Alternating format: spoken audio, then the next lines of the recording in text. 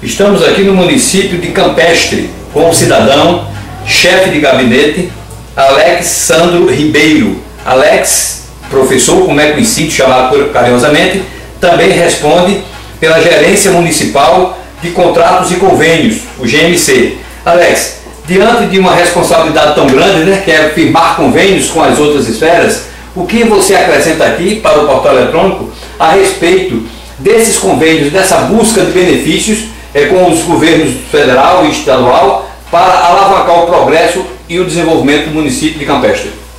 A priori, o município de Campestre ele vem desenvolvendo sua forma de ajuste de gestão fiscal para que possa cumprir as determinações do governo federal no que tange ao CALC, que é a Serasa, o SPC do governo federal, e que 90% dos municípios brasileiros estão inseridos nesse CALC.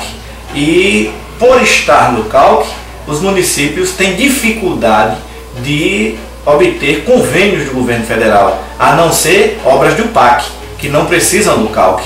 Mas o governo, todos os anos, milhões e milhões de reais deixam de ser investidos nos municípios brasileiros e, consequentemente, no município de Campestre. Por quê? Porque o município se encontra no CALC por pendências de gestão fiscal, por pendências de gestões anteriores, de débitos não pagos, e o município tem que agir de forma a tentar subtrair esses problemas e conseguir os convênios.